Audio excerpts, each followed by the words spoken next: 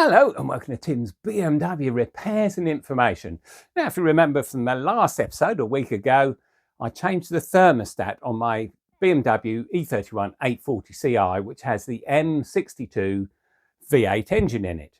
And I changed it for two reasons. First of all, the engine was running too cold. The temperature gauge was just a hair off the centre. And when it does that, that means the engine's running quite cold. And the reason for that is the temperature gauges are buffered, hits the middle about 75 degrees and stays there until about 115 degrees C, where it starts moving off. So if it's just off the centre, it means the engine's running quite cold.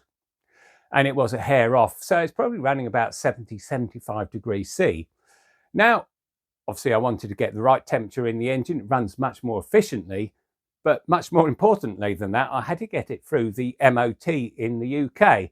Now, the MOT is the same as smog tests in California, tooth in Germany, and probably a few other places. They have to check the emissions to make sure you're not bunging out loads of noxious gases into the atmosphere. Now, the problem with the last MOT was it just passed by a hair. It really was that close, and they had to heat it up and take it for a blast to heat the catalytic converters up to get it through the MOT.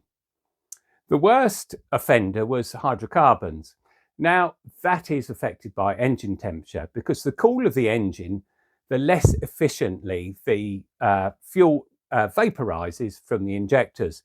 And that means you get unburnt fuel coming out of the exhaust pipe, which is hydrocarbons. Now, my plan was to increase the temperature within the engine so that it would pass the MOT.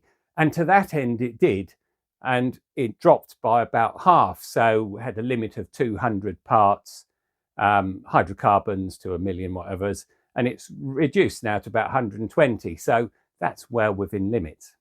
Unfortunately, carbon monoxide didn't fare so well because it's not affected by engine temperature, it's affected by the quality of the catalytic converters or the efficiency of them.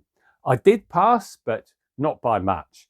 And so that means that the statement I made in the last video where I was saying I thought it's probably a matter of temperature and the catalytic converters is true.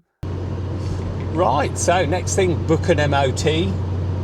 Then we'll find out if it's the cats or was it just because it's running too cold. My guess is it's probably a bit of both, I should think. I've passed the MOT, so that's fine. Well, I passed it on emissions anyway. I failed on other things. I failed on two shock absorbers at the back that were leaking. Not a problem. They've been leaking for a long time, so we'll get those sorted out. Anyway, we passed, which is good, but it also does mean that because I reduced hydrocarbons quite effectively and the carbon monoxide stayed up at just passing, I think it's 20 is the fail and it was 19 I passed that, or 0.19, something around that. So yeah, true, the two things have to be changed: the coolant temperature, which I've done, and the catalytic converters. And that's not a bad thing because, as I said in the last YouTube video, those cats coming on to probably 8, 9 or 10 years old, and 200 cell cats, they don't last forever. So it'll be a case of just booking in with Matt Dennis at my leisure, because I've got an MOT now, getting the cats changed. They were getting a bit drony anyway, especially in fifth gear, and you just put a bit of throttle on and you can hear them droning from the centre of the car. So they're moving around in their enclosures. So they're not the healthiest of things, that's for sure. Now, I know a lot of people changed the thermostat in the M62 TUB to an 85 degree stat using, I think it's the diesel version from the 740, I'm not sure. Because by design, the M62 TUB has a 108 degree C thermostat, and that's the latest that it's going to open. It's temperature mapped, and that means it's heated up by a coil of wire inside it by the DME. So the DME sends a signal, heats up the thermostat, so it opens down to around about 80, 85 degrees C. But in normal driving, when you're just cruising along, you're up at 108 degrees C, and that's the coolant going into the engine. By the time it's gone round the engine, about 115, 120 degrees centigrade.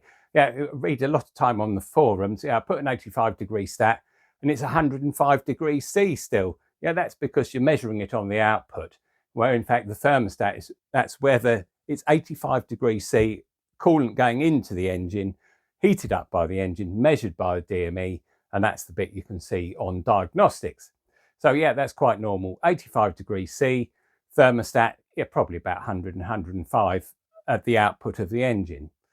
Now, the reason that people do this is because they think it extends the life of the timing chain guides and the other gaskets, rubbery gaskets and seals. I'm afraid that's a bit of a fallacy, I'm afraid. The only thing you can do to extend the life of these things is to change the oil every single year, no matter if you've just done 500 miles. Now, modern oils contain not only lubricants, but they also contain detergents that will clean the oilways, but also compounds that look after plastics and rubber. And it's those compounds that you rely on to keep your timing chain guides intact. So as long as you change your oil every year, don't worry about the thermostat. I mean, I can understand why people want to change them, because it does also increase the coolant system pressure, and that gives rise to have more problems with coolant hoses exploding and so on. So I've got no problem with people changing them to 85 degrees C. That's fine. It just reduces the efficiency of the engine, doesn't affect the performance in the slightest. In fact, it makes them go a bit faster. But they do use a bit more fuel. But I mean, people who drive V8s around in the UK and in Europe, probably not too worried about emissions. Anyway, it is interesting, of course, because we've been talking about thermostat temperature, coolant temperature and emissions.